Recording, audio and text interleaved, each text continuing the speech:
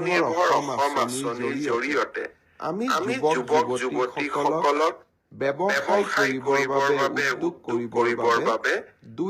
লাখ টকা আগবঢ়াওঁ আৰু যিসকলে MBBS ইঞ্জিনিয়াৰিং পাছ কৰিছে তেওঁলোকক আমি 5 লাখ টকা আগবঢ়াওঁ যোৱাবাৰ আমি 25,000 যুৱক যুৱতীক ইতিমধ্যে 1 লাখ টকাকৈ আগবঢ়াইছো আৰু তেওঁলোকৰ গোটেই ব্যৱসায় উদ্যোগ কেনেকে চলিছে তাক সৰজমিনভাৱে তদন্ত কৰাৰ পিছত 2025 চনত তেওঁলোকক আমি আৰু 1 লাখ টকা দিবৰ বাবে চেষ্টা কৰিম এতিয়া হৈছে নতুনকৈ আবেদন কৰা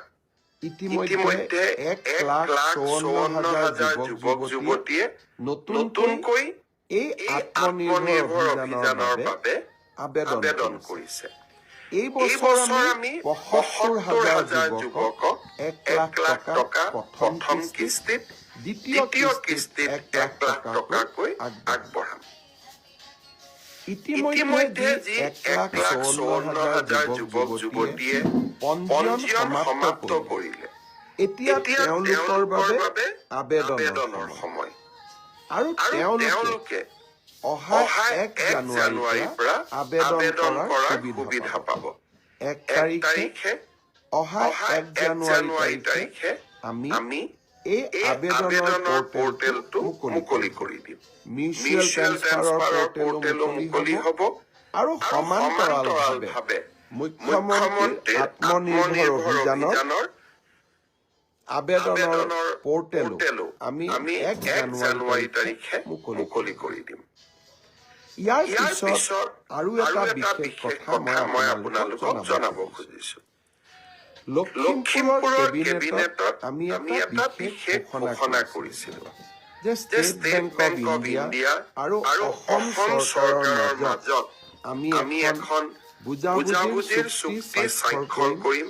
যাৰ জৰিয়তে কোনোবা চৰকাৰী কৰ্মচাৰীয়ে কৰ্মৰত অৱস্থাত যদি মৃত্যুমুখত পৰে তেওঁলোকে 5 লাখ টকাৰ পৰা 10 লাখ টকা তেওঁলোকৰ পৰিয়ালে অতিৰিক্ত লাইফ ইন্সুৰেন্স পাব চৰকাৰৰ পৰা পোৱা সহায়ৰ উপৰিও দুৰ্ঘটনাজনিত কাৰণত মৃত্যু হলে 1 কোটি টকা পৰিয়ালটোৱে পাব আৰু যদি দুৰ্ঘটনাত পাৰ্মানেন্ট ডিজেবল হয় তেতিয়াও তেওঁলোকে 70 লাখ টকা তেওঁলোকে পৰিয়ালটোৱে লাভ কৰিব লখিমপুৰৰ কেবিনেট সিদ্ধান্ত হোৱাৰ পিছত আমি বেংকসমূহৰ লগত নিৰন্তৰভাৱে আলোচনা কৰিম অহা 1 তাৰিখে 1 জানুৱাৰী তাৰিখে নতুন বছৰৰ আৰম্ভণিতে state bank of India union bank of India আৰু আন কেইবাটাও বেংক য'ত নেকি আমাৰ চৰকাৰী কৰ্মচাৰীসকলে দৰমহাৰ লেনদেন কৰে তেওঁলোকৰ লগত আমি বুজাবুজিৰ চুক্তি স্বাক্ষৰ কৰিম অৰ্থাৎ 1 তাৰিখৰ পৰাই এই কেবিনেট সিদ্ধান্ত কাৰ্যকৰী হ'ব শ্ৰদ্ধাৰ অসমবাসী ৰাইজ মুখ্যমন্ত্ৰীৰ আত্মনিৰ্ভৰ অভিযান কৰ্মচাৰীসকললৈ জীৱন সুৰক্ষা আৰু মিউচুৱেল ট্ৰান্সফাৰ প্ৰতিটো প্ৰতিশ্ৰুতিকে বাস্তৱত ৰূপায়ণ কৰিবৰ বাবে আমি প্ৰতিটো মুহূৰ্তই কাম কৰো আৰু এই কামবিলাক সম্পূৰ্ণ হোৱাৰ লগে লগে এই কৰ্মযজ্ঞৰ ফচলসমূহ আপোনালোকৰ বাবে লৈ আহোঁ অহা 1 জানুৱাৰীৰ দিনটোত এনে 3টা কৰ্মযজ্ঞৰ ফচল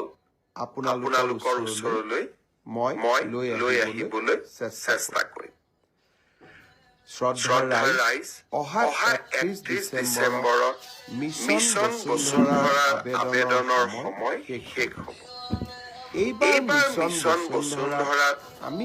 চেষ্টা কৰিছো যাতে অসমৰ শিক্ষানুষ্ঠানসমূহ ক্লাবসমূহ